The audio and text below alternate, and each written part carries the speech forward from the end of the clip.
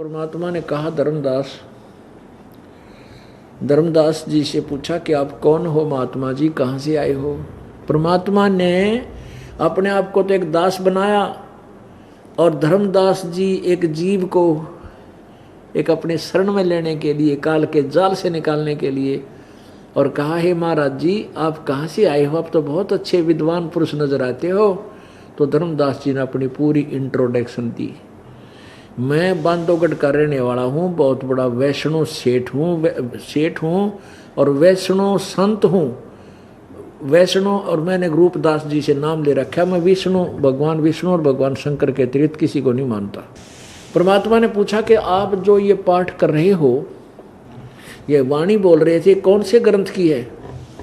तब धर्मदास जी ने कहा कि श्रीमद् भगवत गीता जी को पढ़ रहा था मैं, ये अनमोल ज्ञान है, भगवान श्री कृष्ण जी द्वारा बोला गया है। परमात्मा बोले कि श्री कृष्ण जी कौन है, क्या है। तो श्री कृष्ण बता धर्मदास जी ने, श्री कृष्ण जी विष्णु भगवान के, सतोगुण भगवान विष्णु के अवतार हैं और ये सर्वेश्वर हैं, महेश्वर हैं, मृत्युंजय हैं, कालज्ञ हैं, सर्वशक्तिमान हैं। यही ब्रह्मा विष्णु महेश रूप बना करके सारी सृष्टि का कंट्रोल करते हैं, अजन्मा है। अब परमात्मा ने कहा कि मैं आपसे कुछ प्रश्न करना चाहता हूं कि श्री कृष्ण जी ने गीता का ज्ञान नहीं कहा। परमात्मा बोले गीता जी का ज्ञान श्री कृष्ण ने नहीं, काल ने कहा। गीता जी अध्याय नंबर 11 के श्लोक नंबर 32 में गीता ज्ञानदाता कहता है, मैं काल हूं और इस समय इन सब सेनाओं का नाश करने के लिए प्रवृत्त हुआ हूं। परमेश्वर कबीर देव ने कहा कि धर्म महात्मा जी, क्या श्री कृष्ण काल थे? क्या वो नाश करते थे किसी का? श्री कृष्ण काल नहीं थे। श्री कृष्ण जी के पास तो ना जाने एक पशु भी आकर के प्यार पाते थे, गव्वे में उनके पास बैठी रहती थी, दूर जाने दिल नहीं करता था। और ग्वाल बाल और गांव की सभी नागरिक उनसे बहुत अटूट प्यार करते थे। क्या काल हो सकता है? और गीता जी ज्ञानदाता कहता मैं काल हूं और अर्जुन जैसा योद्धा जिससे कांप रहा है, क्या वो श्री कृष्ण सतोगुण हो सकता है? अब धर्मदास की इब्न्यों का कृष्ण काल है तो मर गया। तो परमात्मा से धर्मदास ने कहा कि फिर आप क्या बताना चाहते हो? परमेश्वर ने कहा कि मैं ये बताना चाहता हूं, पहले तो ये समझ महात्मा जी कि गीता जी का ज्ञान बोला किसने है? श्री कृष्ण ने नहीं बोला। प्रमाण देते हैं। अब परमेश्वर कबीर जी के आधार से ये दास आपको सुनाएगा। अब गीता जी के ज्ञान की आवश्यकता कब पड़ी? जिस समय कौरवों और पांडवों का युद्ध होने जा रहा था, सेना आमने सामने युद्ध के लिए तैयार खड़ी थी। अर्जुन ने श्री कृष्ण जी से कहा कि आप मेरे रथ को दोनों सेनाओं के बीच खड़ा कर दे। ऐसा कर दिया गया। तो पुण्यात्माओं, युद्ध क्यों हो रहा था? युद्ध हो रहा था कि कौरव और पांडवों का आपस में भाई बंटवारा ना हो रहा था। अब पांडवों ने क्या हुआ था कि धृतराष्ट्र अंधा था और वो बड़ा था पांडु से, पांडव छोटा था, छोटा, 2 भाई थे ये। तो धृतराष्ट्र के 100 लड़के हो गए, 101, और पांडव को राजगद्दी दे दी हस्तिनापुर की। किस लिए दे दिया गया कि धृतराष्ट्र अंधा है, ये राज नहीं कर सकता, और पांडव गद्दी में बैठा दिया छोटा भाई।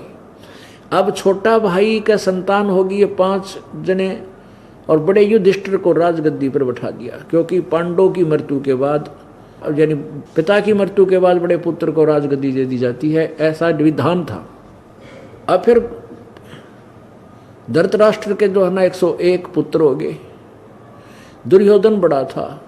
दुर्योधन ने कहा युधिष्ठिर से कि हमारा राज्य दे, क्योंकि मेरे पिताजी बड़े हैं और हमारा अधिकार है, तुम हमें राज्य दे।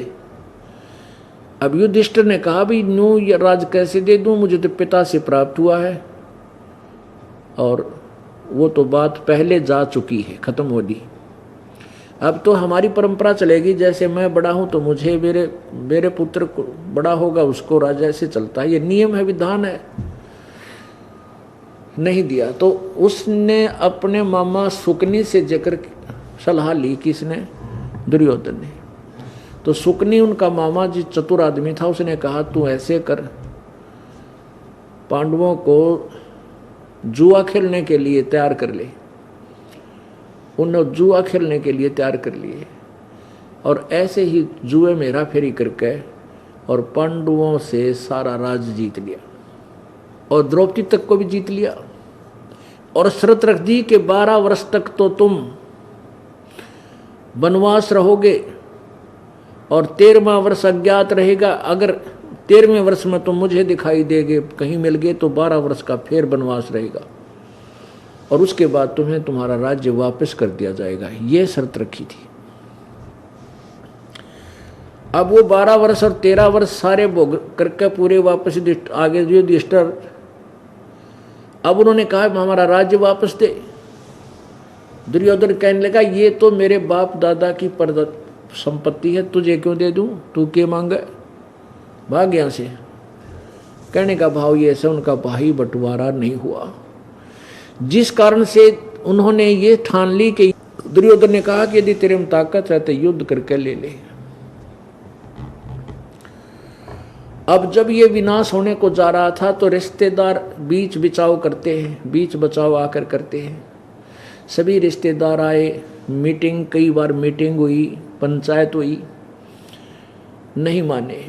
भगवान श्री कृष्ण भी 3 बार शांति दूत बनकर गया, क्योंकि भगवान श्री कृष्ण की बहन सुभद्रा अर्जुन के ब्याही थी, यानी वो उनका अर्जुन का साला था श्री कृष्ण जी, यानी नाती थे वह।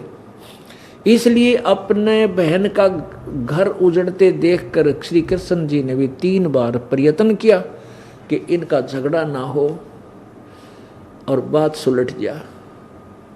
जब तीसरी बार श्री कृष्ण जी उनका सुलह आपस में कंप्रोमाइज कराने गए तो उन्होंने बता दिया कि हम अब तत् से मस नहीं होंगे। दुर्योधन ने कहा, पांडव भी वहीं उपस्थित थे। श्री कृष्ण जी ने सोचा कि शायद पांडव मेरे रिश्तेदार हैं, मेरे रिलेटिव हैं, इसलिए ये मान रहे हैं कि श्री कृष्ण हमारे साथ है, इसलिए हम विजयी होंगे ही होंगे और श्री कृष्ण जी की सेना भी हमारे साथ होगी, मथुरा वाली, द्वारका वाली। तो कहीं इसलिए ये हार ना मान रहे हो, इसलिए ना युद्ध से हट रहे हो। तो भगवान श्री कृष्ण युद्ध नहीं चाहते थे। भगवान श्री कृष्ण ने कहा पांडव और कौरवों को, भाई सुन लो, एक तरफ मेरी सेना होगी, एक तरफ मैं हूंगा, यानी आज एक तरफ मैं हूंगा तुम कोयसे की तरफ, एक तरफ मेरी सेना होगी और तुम्हारी इच्छा मांग लियो जो सी तुमने ठीक लगे। और मैं हथियार भी नहीं उठाऊंगा, निहत्था रहूंगा। अब ये बात सुनकर पांडवों के पैरों के नीचे की जमीन खिसक गई कि भगवान श्री कृष्ण, क्योंकि हमने इतनी बेशर्मी हम कर नहीं सकते, सेना मांग ले अपने रिश्तेदार न छोड़ के। इतना तो हमने करना पड़ेगा कि हम अपने रिश्तेदार को ही मांगेंगे और दुर्योधन के पास सारी सेना चली जाएगी। और फिर भगवान कह रहे मैं हथियार नहीं उठाऊं। चलो पहले थे सुदर्शन चक्र ते मार मुर दिया करते थे, अब वो भी कहे मैं हथियार ना उठाऊं, तो हमारी हार निश्चित है। पांडवों ने मन में एकदम अपाया बात आ गई। पांडवों ने कहा कि भगवान हम बाहर मीटिंग से बाहर जाकर कुछ अपना विचार विमर्श कर लेते हैं जो आपने कहा है। 5 पांडव बाहर आ गए। कुछ देर बाद सलाह मशुरा करके उन्होंने कहा कि हम भगवान कृष्ण से कहते हैं कि हमें 5 गांव दिला दे, हम युद्ध नहीं करेंगे। अब श्री कृष्ण जी को मीटिंग से बाहर बुलाया और प्रार्थना की कि भगवान हमें 5 गांव दिला दो, हम युद्ध नहीं करना चाहते, हमारी इज्जत भी रह जाएगी और युद्ध भी ना होगा, क्योंकि आप नहीं चाहते युद्ध हो। श्री कृष्ण की खुशी का ठिकाना नहीं रहा और ये कहकर के पांचों पांडव अपने घर आ गए। श्री कृष्ण जी खुशी खुशी से उस मीटिंग में गया जहां सारे पांडव बैठे थे, दुर्योधन बैठा था, योद्धा खड़े थे, उसकी सेना खड़ी थी, कुछ सैनिक अंगरक्षक खड़े थे। श्री कृष्ण जी ने कहा कि दुर्योधन बन गई बात, कि दुर्योधन बन गई बात, हो गया कंप्रोमाइज और युद्ध टल गया।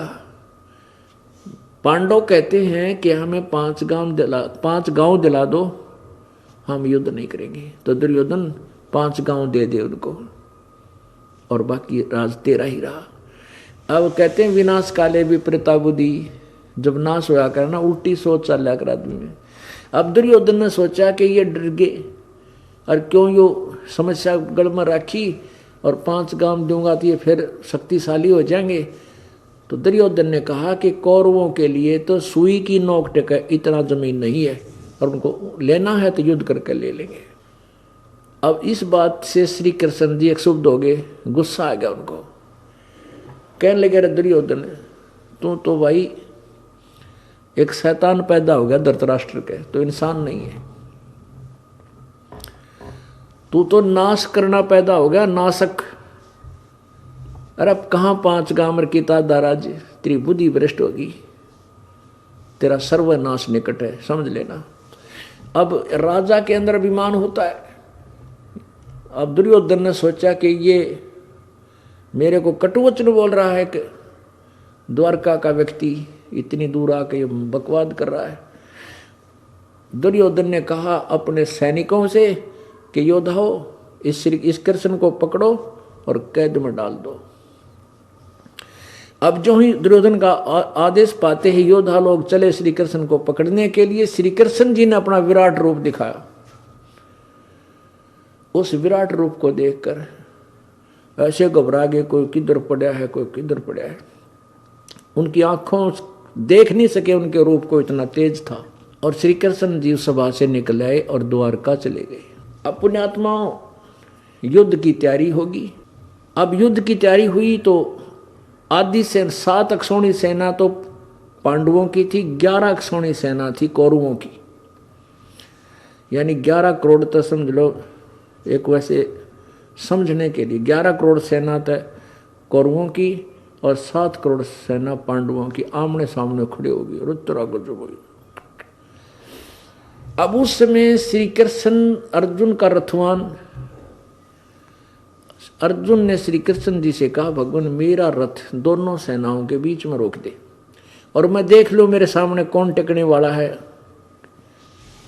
ताकि मैं उसको फिर संवार दूं अच्छी तरह। अब श्री कृष्ण ने ऐसा कह करके सुनते ही दोनों सेनाओं के बीच में रथ खड़ा कर दिया। अब पुण्यात्मा वहां देखा, सामने देखा भाई भतीजे खड़े और बेटियों भाई बहनों के पति बहनोई और आपस में चाचे ताऊआ की बेटियां दूर नहीं होती, सगे चाचे ताऊ थे बताए। और सामने बहनों बेटियों के दामाद बटे हुए यानी दामाद पति वहाँ खड़े, अपने रिश्तेदार खड़े, जिन तक सीने से मिला करते थे, राम रमी होया करती थी, प्यार से घूमन जाया करते थे, वो उनके आते थे, हम उनके जाते थे। और आज इनको मारूंगा। अब अर्जुन के मन में साधु भाव उत्पन्न हो गया और मन में सोच लिया, हे भगवान इससे इस युद्ध से अच्छा तो हम भिक्षा का अन्न खा कर गुजारा कर लें तो भी अच्छा है, हम युद्ध नहीं करूंगा। और सारा शरीर कांपन लग गया। वो हथियार हाथ में धनुष भी छूट गया और पीछे बैठ गया जाकर रथ के पिछले हिस्से में जहाँ रेस्ट होता है। और कहाँ तो युद्ध जहाँ लड़ने वाले कैबिन में खड़ा था। तब श्री कृष्ण जी ने देखा कि अर्जुन तो डर गया। तो पुण्यात्माओं, जब तक ये रथ दोनों सेनाओं के बीच में खड़ा किया तब तक तो श्री कृष्ण का रोल है। उसके बाद क्या होता है कि उस काल ने देखा कि अर्जुन तो युद्ध करने से मना कर गया, और श्री कृष्ण पहले नहीं चाहा था इनकी समझौता कंप्रोमाइज कराने जा गया था कई बार कि यू युद्ध नहीं होने देगा, और अभी अर्जुन को ले चलेगा वापस। उसी समय वो काल अपने स्वर्ग ब्रह्मलोक से चलकर आया प्रेत की तरह श्री कृष्ण में प्रवेश करके, फिर आप बोलने लग गया श्री कृष्ण के शरीर में। अपने आत्मा अर्जुन तो कहता मैं युद्ध नहीं करूं, और कितनी विनम्र वाणी बोलता है। श्रीमद् भगवत गीता अध्याय नंबर 1 के श्लोक नंबर 27 से आपको सुनाएंगे। ये देखिएगा अध्याय नंबर 1 का और श्लोक नंबर 27 में। हाँ, पहले 26 को देखते हैं। 26 में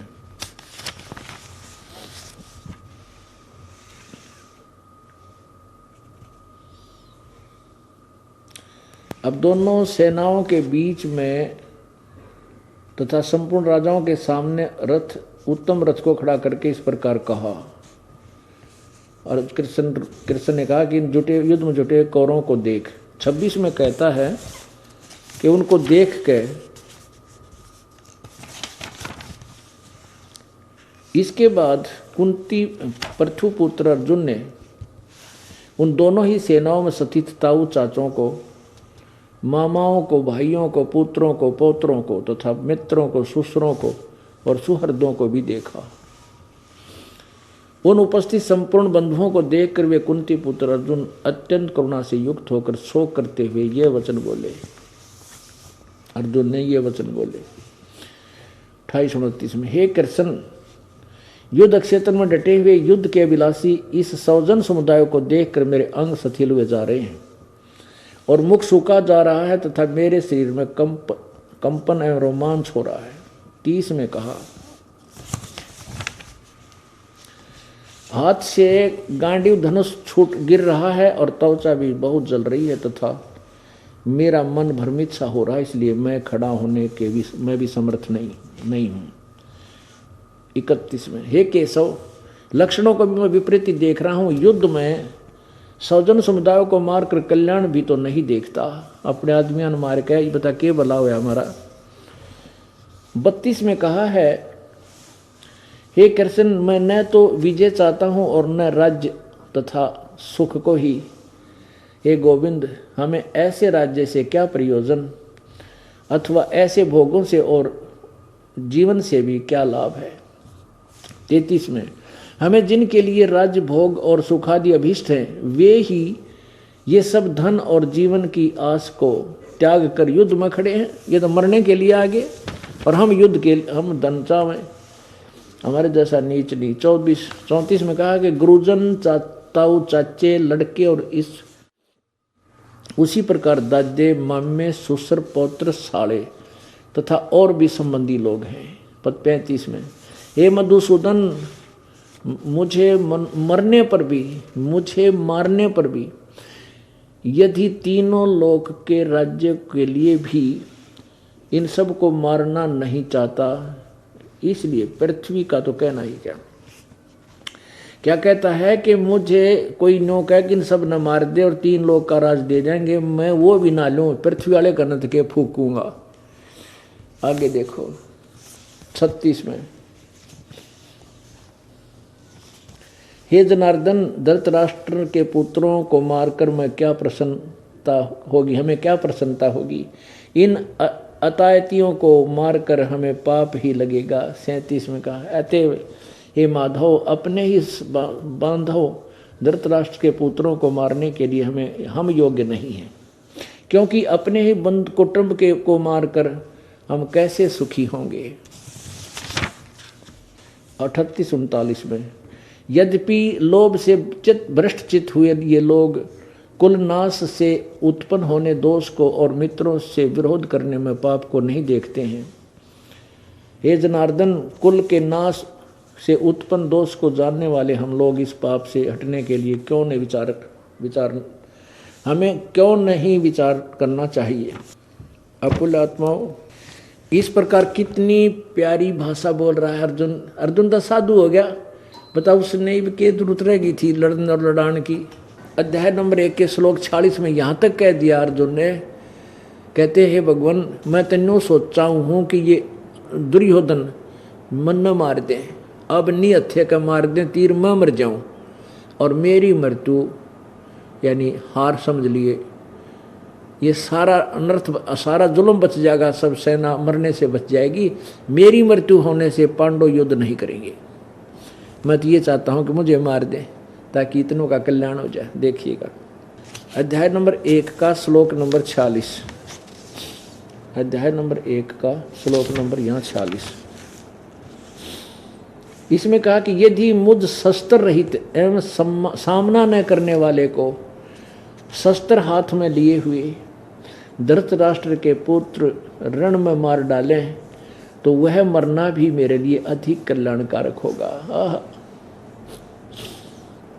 रणभूमि में शोक से उद्गन मन वाला अर्जुन इस प्रकार कहकर वाण सहित धनुष को त्याग कर रथ के पिछले भाग में बैठ गया।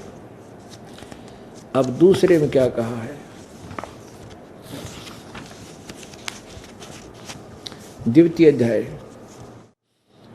अब दूसरे अध्याय में कहा है प्रथम श्लोक में कि उस प्रकार करुणा से व्याप्त और आंसुओं से पूर्ण तथा व्याकुल नेत्रों वाले शोक युक्त उस अर्जुन के प्रति भगवान मधुसूदन ने ये वचन कहा। दूसरे में क्या कहा कि हे अर्जुन, तुझे इस समय यह मोह किससे हेतु से प्राप्त हुआ, क्योंकि यह न तो श्रेष्ठ पुरुषों को का द्वारा आचरित है, न स्वर्ग को देने वाला और न कीर्ति को करने वाला है। ये अर्जुन नपुंसकता को मत प्राप्त हो, तुझ में यह उचित नहीं जान पड़ती है। ये परंतम हृदय की तुच्छ दुर्बलता को त्याग कर युद्ध के लिए खड़ा हो जा। अब दूसरे अध्याय के 4, 5, 6 में कमाल कर दिया। अब देखिएगा अध्याय नंबर 2 का श्लोक नंबर 4 में क्या कहा अर्जुन ने, ये मधुसूदन मैं रणभूमि में किस प्रकार बाणों से विषम पितामह और द्रोणाचार्य के विरुद्ध लड़ूंगा, क्योंकि हे हरिसूदन ये दोनों ही पूजनीय हैं। 5वें में कहा है महानुभाव गुरुजनों को न मारकर और इस लोक में भिक्षा का अन्न भी खाना कल्याणकारक समझता हूँ, क्योंकि गुरुजनों को मारकर भी इस लोक में रुद्र से सने हुए और अर्थ काम रूप भोगों को ही तो भोगूंगा। और यह भी नहीं जानते कि हमारे लिए युद्ध करना और न करना इन दोनों में से कौन सा श्रेष्ठ है, अथवा नहीं जानते उन्हें हम जीतेंगे, वह हमको जीते, वो हमको जीतेंगे, और जिनको मारकर हम जीना भी नहीं चाहते वे ही धृतराष्ट्र के पुत्र हम हमारे सामने मुकाबले में खड़े हैं। अब पुण्यात्मा लास्ट में ये कह दिया अर्जुन ने कि हम तो भिक्षा का अन्न मांग कर खा लेंगे, पर इस राज की जरूरत नहीं जो इतने बुरे कुकर्म से ऐसे जुल्म से प्राप्त होगा हमको। पुण्यात्माओं इन ऐसे प्रिय वचन सुनकर राखा में पानी अर्जुन कहे, यदि श्री कृष्ण जी होता तुरंत कहता चल भाई बहुत अच्छी बात है, मैं तो पहले मना करूं था, धन्य है तुझे आज बुद्धि आ गई, इतनी कुछ भी ना बिगड़ा है। नहीं, उसी समय वो काल बोल रहा था श्री कृष्ण में प्रवेश करके, और वो कैसे प्रवेश हो जाता है इसका प्रमाण आपको थोड़ा सा देंगे, क्योंकि ये बहुत बड़ा कंसेप्ट है। जब तक हमारे हृदय में यह बात नहीं धसेगी कि श्री कृष्ण की नहीं काल बोल रहा है, वो ब्रह्म बोल रहा है गीता जी को श्री कृष्ण में प्रवेश करके, तब तक हम इस पवित्र सदग्रंथ गीता जी को समझ नहीं सकते किसी सूरत में। और इसलिए आपको ये समझाना सबसे पहले ये क्लियर करना स्पष्ट करना जो है उचित समझता है ये दास कि आप ये समझें कि गीता जी का ज्ञान श्री कृष्ण ने नहीं काल ने बोला। अब देखिएगा श्री विष्णु पुराण। अब ये काल क्या ख्याल कैसे कमाल करता है, ये ब्रह्मा रूप धारण कर लेता है, ये विष्णु रूप धारण कर लेता है, ये शिव रूप धारण कर लेता है। अब जैसे कोई विष्णु रूप में स्तुति करते हैं, विष्णु जी को सर्वेश्वर मान कर स्तुति करते, विष्णु रूप धारण करके सामने प्रकट हो जाता है, तो वो साधक सोचते हैं ये श्री विष्णु जी ही परम पिता है, परमात्मा है। इसलिए ये कहीं उसको परब्रह्म बोलते हैं, कहीं विष्णु जी बोलते हैं। ये देखिएगा श्री विष्णु पुराण, ये श्री विष्णु पुराण गीता प्रेस गोरखपुर से प्रकाशित है। इसके अनुवाद करता है श्री मुनीलाल गुप्त। और ये कहाँ से प्रकाशित है? प्रकाशक एवं मुद्रक हैं गीता प्रेस गोरखपुर, गोविंद भवन कार्यालय कोलकाता का संस्थान। अब यहाँ देखिएगा, इसके 233 पृष्ठ पे 233 पृष्ठ पे आपको दिखाते हैं।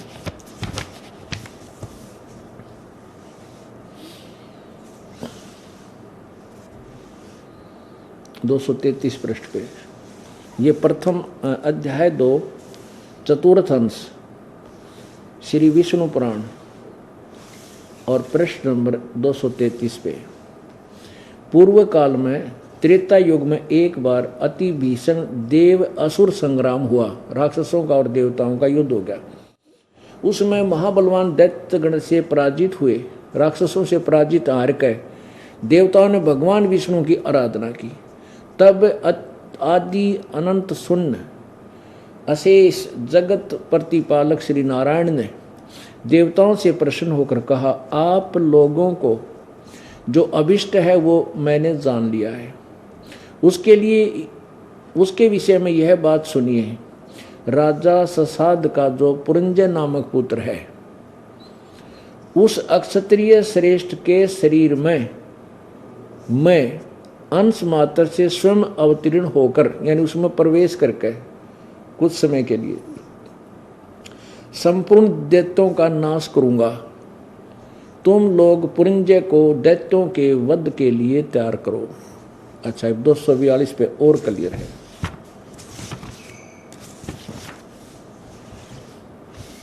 यही तृतीय चतुर्थ अंश और तृतीय अध्याय 3 श्री विष्णु पुराण 242 पृष्ठ पे। पूर्व काल में मौनेय नामक 6 करोड़ गंधर्व रहते थे। उन्होंने समस्त नागकुल के प्रधान रत्न और अधिकार छीन लिए थे। गंधर्वों के पराक्रम से अपमानित उन नागेश्वरों द्वारा स्तुति किए जाने पर उसके श्रवण करने से जिनकी विकसित कमलदर्श आंखें खुल गई हैं, निंद्रा के अंत में जागे हुए उन जलशाही भगवान ने सर्वेश्वर को प्रणाम कर उनसे नागगणों ने कहा, भगवान, इन गंधर्वों से उत्पन्न हुआ हमारा भय किस प्रकार शांत हो। तब आदि अनंत रहित भगवान पुरुषोत्तम ने कहा, योनासव के पुत्र मानधाता का जो यह पुरुकुत्स नामक पुत्र है, उसमें प्रविष्ट होकर, प्रेत की तरह उसमें प्रविष्ट होकर मैं उन संपूर्ण दुष्ट गंधर्वों का नाश कर दूंगा। विष्णु भगवान बोले, यानी वो विष्णु रूप में काल आकर खड़ा हो गया और गंधर्वों से, नागों से कह दिया, नागवंशी जो व्यक्ति थे, कि मैं उन सब को मार दूंगा। पुरुकुत्स के शरीर में मैं खुद प्रविष्ट होऊंगा, भूत की तरह प्रवेश करके उनको मार दूंगा। तो ऐसे वो काल भगवान श्री कृष्ण जी में प्रवेश कर गया और उसने गीता जी का ज्ञान उस काल ने दिया। बोलो सतगुरुदेव सत साहिब।